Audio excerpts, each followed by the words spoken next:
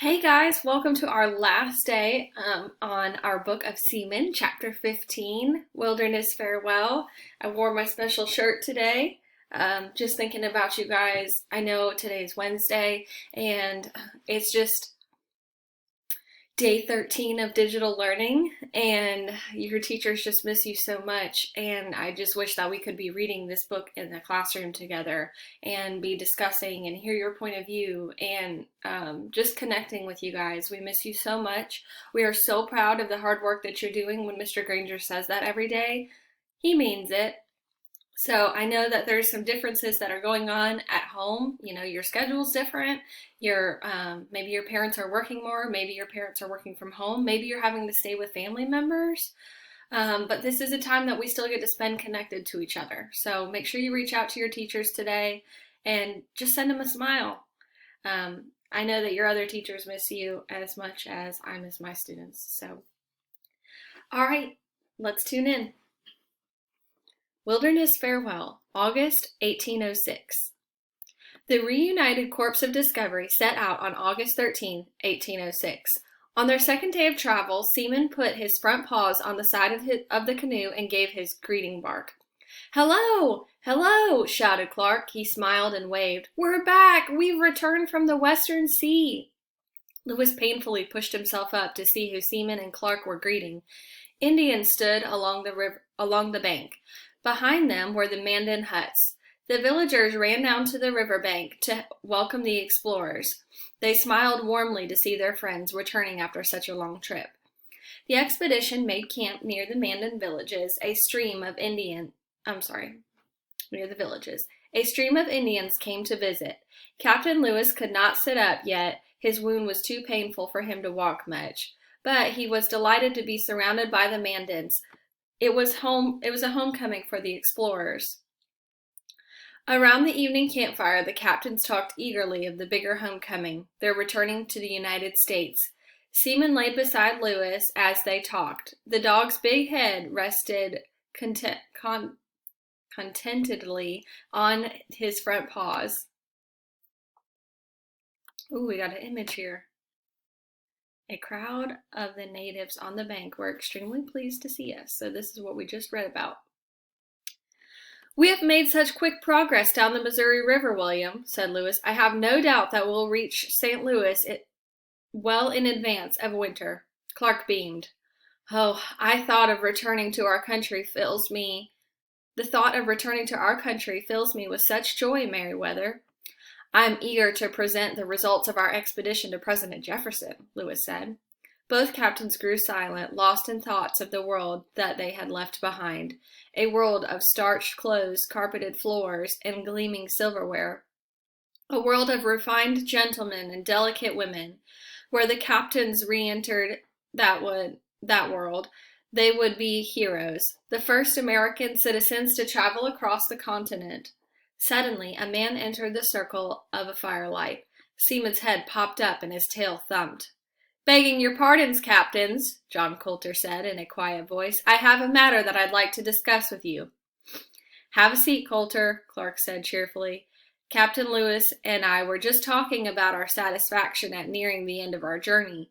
We expect to arrive in the United States before winter."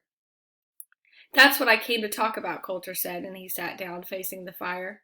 Seaman stretched out his front paws and yawned and lifted his rear and padded over to Coulter. He plopped down in front of Coulter and rolled onto his back. Coulter grinned and scratched the dog's belly. "Were you wondering when we will discharge you and the other men?" Clark asked, and he glanced at Lewis. "When we reach St. Louis, we'll pay you, and your service to the Corps of Discovery will be finished." "I figured our service would end once we reached St. Louis," Coulter said. He seemed to be struggling to find the right words. "You see, Captain, what I mean to say is I'd rather not return to St. Louis." Both captains stared at Coulter. He avoided their eyes, looking instead at Seaman. "Just the thought of St. Louis makes me feel uncomfortable," Coulter explained. "Uncomfortable?" Lewis said, astonished. "Why, St. Louis is part of your homeland, Coulter. It's the doorway to your friends and your family and the world where you were born." "Well, I've thought about all that," Coulter said, "and I guess what I feel like I was born to be out here in the West. In the wilderness back there, in the States, I always felt like I was just crowded. Like there wasn't enough room for me. Coulter paused. Seaman wiggled closer to Coulter, and Coulter smiled and rubbed the dog's chest. I guess I felt like a big dog kind of tied up in a tiny little yard when I was back in the United States. I reckon Seaman knows what I mean. Out here I can stretch my legs and run. It's a fine feeling. I just don't want to go back to the States. I'd like to request my discharge here, sir. If you don't come with us to the United States, what will you do? Clark asked. I'd like to go back to Yellowstone River to trap beavers with those two fellows, Dixon and Hancock. The captain's eyes met. Lewis shrugged and nodded. Clark spoke. Are you sure that's what you want, Coulter? You've been in the wilderness for more than 2 years.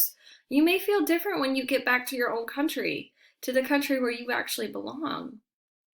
The West is where I belong, Coulter said simply. I'm sure.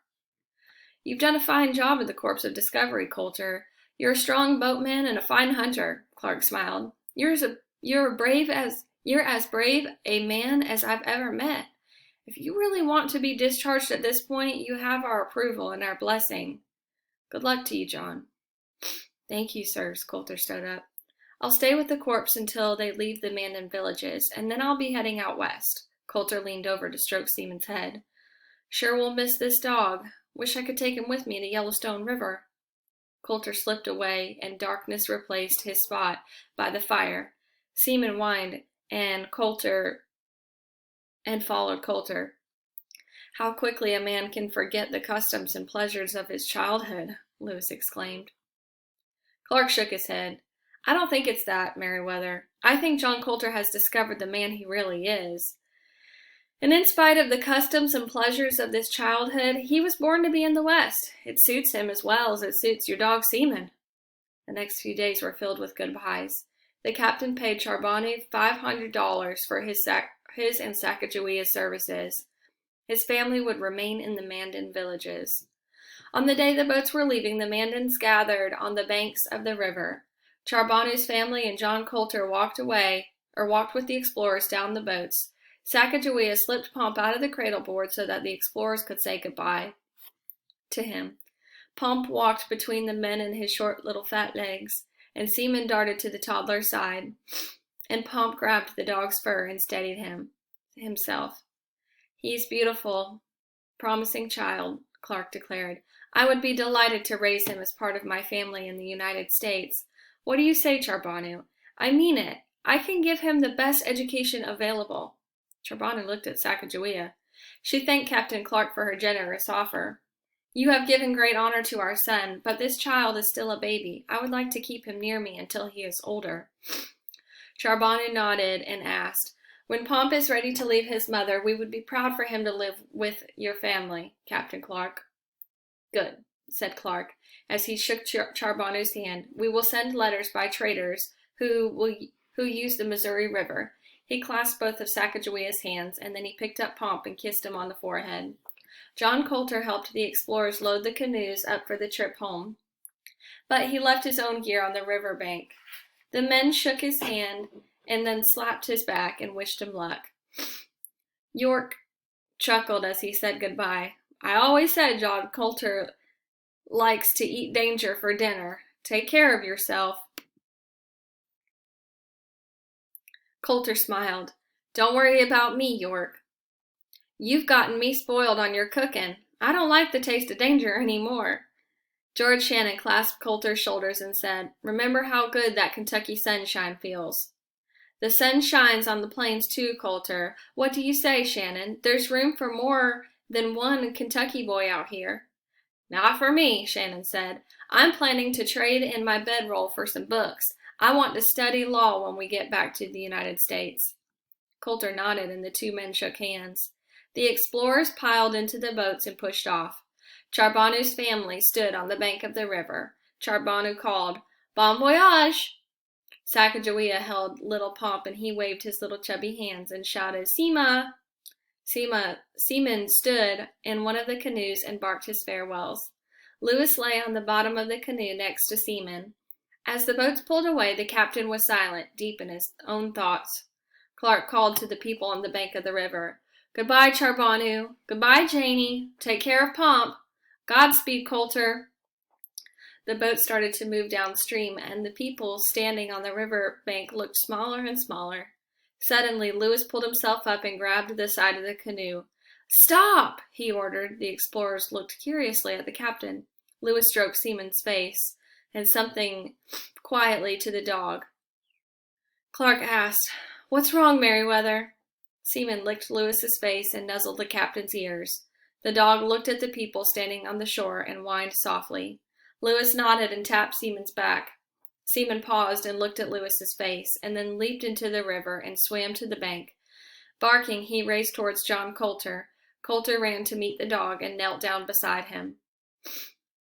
"Take care of him, Coulter," Lewis called in a hoarse voice. John Coulter looked up, confused. "He was born to be in the West, like you," Lewis said. "He'd feel crowded back in the States. Out here there's enough room for him, room to explore. To the dog let me read that sentence again, starting right here. He'd feel crowded back in the States. Out here there's enough room for him, room to explore, to be the dog he was meant to be." Lewis lowered himself painfully to the bottom of the boat. There were tears in his eyes as he said, "Let's go home." On the shore, Coulter put his arm around Seaman's back and stroked the fur on his chest. Sacagawea carried Pomp over to Seaman and put the toddler on the ground next to the dog. Pomp giggled and grabbed a fistful of Seaman's fur. Coulter, Sacagawea, and Seaman watched the canoes move down the river until they were out of sight. Then Coulter stood up and gently handed Pomp to Sacagawea. He smiled at Coulter as she took her son. A big grin spread across Coulter's face. His hazel eyes sparkled. "Okay, Seaman," Coulter said, looking at his dog. "We're going back out west. We're going to swim and hunt every day.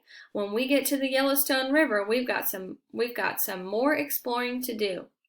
Seaman was panting lightly. His deep brown eyes eagerly watched Coulter's face, and when Coulter turned to grab his gear, Seaman scrambled to his feet, his tail wiggling eagerly.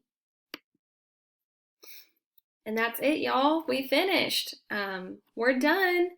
So it's time for you to log in and take your AR test. If you go back to your digital learning block, let me pull it up real quick. Wrong thing.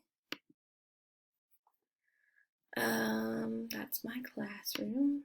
Here we are. Day 12. Nope, we're on day 13.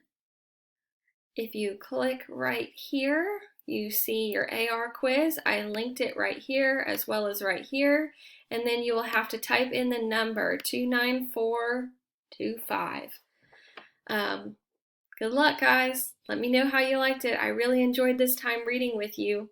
Tune in. I'm going to put another video link underneath here, and it is the preview to our new book that we're going to be reading starting tomorrow, and it is called Writing Freedom. It is so good. We actually have copies of it in the classroom. So this is a book that I got to read to my students last year, and they loved it, I think, as much as me. All right, guys. See you in the next video.